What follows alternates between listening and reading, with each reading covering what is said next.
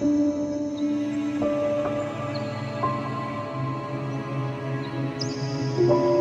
Everyone, good morning. Welcome back to my new blog. कैसे हैं आप? आई होप बहुत अच्छे होंगे और अपने जीवन में ज़रूर आगे बढ़ रहे होंगे। तो अभी बच्चे मेरे स्कूल चले गए हैं और लगभग मेरा खाना बन गया है। आज फ्राइडे है, मतलब ये ब्लॉग फ्राइडे का है। तो आज हस्बैंड की छुट्टी है शॉप की, तो आज शॉप तो खुलेगी नहीं उनकी, लेकिन बाकी सारे काम उनको निपाटने हैं। जैसे खेत भी जाना है, गांव भी जाना है, क्योंकि मम्मी गांव में है तो उनको लेने जाएंगे। और प्लस गांव में जो हमारे बड़े पापा रहते हैं उनकी तबीयत भी बिल्कुल ठीक नहीं है, तो उनको भी देखने जाना है। शायद उनको हॉस्पिटल में एडमिट करना पड़ जाए, क्योंकि काफ़ी ज़्यादा उनको प्रॉब्लम है और वो मई से उनकी तबीयत ठीक है भी नहीं। तो इससे पहले जब मैं वीडियो बनाती थी तो 2-4 दिन का गैप हो जाता था। उसका रीज़न भी कुछ ऐसे ही होता था कि कभी मैं बीमार होती थी, कभी सामने वाला, तो इसके चलते मेरे प्रॉपर व्लॉग नहीं आ पाते थे। तो अभी फ़िलहाल ऐसा है कि पापा जाए, मतलब हस्बैंड और पापा दोनों लोग जाएंगे गाँव। तो मैं सुबह के सारे काम समेट रही हूँ। खाना बना लिया था मैंने, फिर सोचा था कि आज बाद में साफ़ सफाई करूँगी, क्योंकि कपड़े आज बहुत सारे हैं धुलने के लिए, तो सारे काम आराम से निपाटेंगे। अभी मैं अपने अपने कमरे की सफाई कर रही हूँ।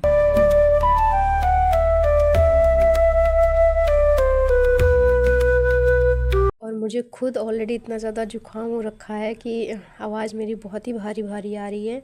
थोड़ा रिलीफ मिलता है, लेकिन फिर वही है, ठंडी का सीज़न है, सुबह जल्दी उठो, नहाना धोना, उस चक्कर में फिर से वही जुकाम बुखार सब वही हो जाता है।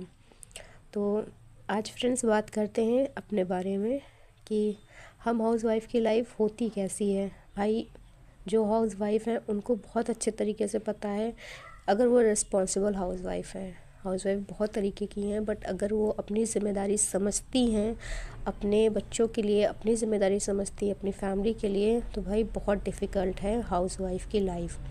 क्योंकि आपको सबसे पहले उठना है और सबसे बाद में सोना है। अगर चीज़ें आपने प्रॉपर तरीके से मैनेज नहीं करी तो आपके बच्चे टाइम पर स्कूल नहीं जा पाएंगे, उनका होमवर्क नहीं हो पाएगा, वो आगे नहीं बढ़ पाएंगे, औरों से जहाँ है वहीं रहेंगे। तो जीवन बड़ा ही डिफ़िकल्ट होता है, हमें अपने लिए समय मिलता ही नहीं है। तो बड़ा ही मतलब शेड्यूल टाइम होता है हम लोग का, और हम लोग को बहुत ही मैनेज करना पड़ता है। कहते हैं ना, अपने इरादे इतने मजबूत बनाइए कि कोई आपको आपके लक्ष्य से भटका ही ना सके। लेकिन फिर वही है ना कि आप कितना भी कर लो कोशिश, लेकिन कहीं ना कहीं आपको भटकना हो ही जाता है। कभी किसी को लेकर के तो कभी किसी को लेकर के भटकाव आ ही जाते हैं जीवन में। कुछ भी कर लीजिए, कहीं ना कहीं तो आपको मुड़ना ही पड़ जाता है पीछे।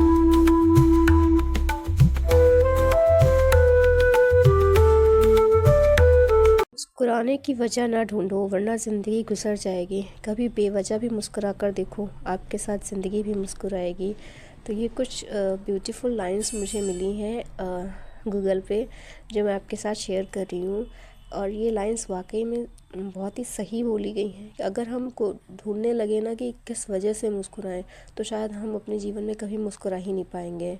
और अगर हम कभी सोचें कि अरे चलो ये काम हो गया, उसी में खुश हो जाए, तो शायद हम हमेशा मुस्कुराते रहेंगे, हमेशा। तो हम लोग के जीवन में हर कदम पे मुश्किलें हैं, हर कदम पे कठिनाइयाँ ही हैं, तो हम चाहकर भी चीज़ें नहीं छोड़ सकते हैं। अभी थोड़ा ही समय हुआ था कि मेरे घर में सबकी तबीयत ठीक हुई थी, कि अचानक से अब बड़े पापा की तबीयत गड़बड़ हो रही है। अब उनको हॉस्पिटल में बिना एडमिट किए ठीक होना नहीं है, उन्हें एडमिट करना ही पड़ेगा हर हाल में।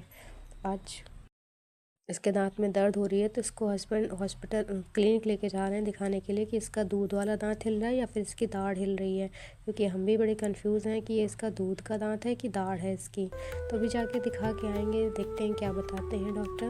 क्योंकि दर्द है तो बच्चे चिल्लाते भी हैं कि दर्द हो रहा है, दर्द हो रहा है। वो भी नहीं रोका जा सकता है कि चलो एक बार दिखा ही दे, संतुष्टि भी मिल जाएगी। और अभी हम सीधे शाम को मिल रहे हैं आपसे। खाना वगैरह मेरा बन गया है और बच्चों को मैं पढ़ा रही हूँ, साथ ही साथ मैं भी अपनी पढ़ाई शुरू करूँगी। मैंने भी अपना कुछ प्रॉपर शेड्यूल बनाया है कि मुझे कितने घंटे अपनी पढ़ाई को देनी है और पहले क्या पढ़ना है क्या नहीं पढ़ना है, तो उसी की प्रिपरेशन कर रहे हैं। इसके साथ ही बच्चों को मैंने याद करने के लिए जो दिया था उसका मैं रिटन टेस्ट लूँगी, क्योंकि अब इन लोग के एग्ज़ाम्स आ रहे हैं और अगर इनका मैंने रिटन टेस्ट नहीं लिया तो मे बी स्पेलिंग्स बहुत मिस्टेक करते हैं ये और भी ज़्यादा करते रहेंगे। तो अभी फ़िलहाल इनको मैं पढ़ा भी रही हूँ, समझा भी रही हूँ। और ये बेटा है, इसकी तो अलग ही बातें रहती है, ऐसी ऐसी बातें बोलता है कि सुनकर हंसी आ जाती है। तो वही मैंने बोला कि पहले तुम लोग अपना याद करो, फिर मैं तुम लोग का सुनूँगी।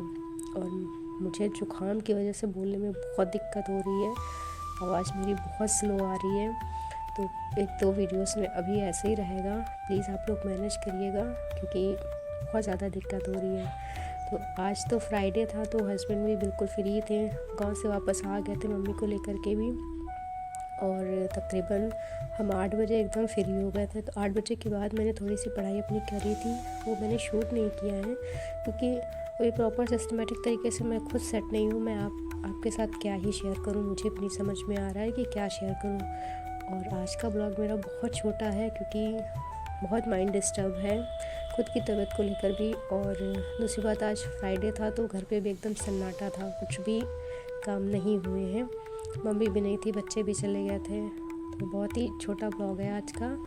और बताइएगा ज़रूर कि कैसा है, कमेंट ज़रूर क्या करिए, हमें आपके कमेंट का बहुत बेसब्री इंतज़ार रहता है। और अगर मेरे चैनल पर नए हैं तो प्लीज़ सब्सक्राइब ज़रूर कीजिए क्योंकि हमें आपके सपोर्ट की बहुत ज़्यादा ज़रूरत है। और हमें एक दूसरे का सपोर्ट वैसे भी करना चाहिए क्योंकि जो चीज़ हमें समाज से मिली है पलट के मुझे समाज में ही लौटानी है, तो वो एक दूसरे के सहयोग से ही होगा, अकेले कोई कुछ नहीं कर सकता। तो कहावत तो सुनी होगी ना, अकेला चना भार नहीं फोड़ता। तो वो सही बात है, अकेला चना कुछ भी नहीं कर सकता जब तक सब साथ में नहीं होंगे। तो आज के वीडियो को हम यहीं पे समाप्त करते हैं, मिलते हैं आपसे कल एक और नए खूबसूरत से वीडियो में। तब तक के लिए बाय बाय, टेक केयर, अपना और अपनी फैमिली सबका ख्याल रखिए, बाय बाय।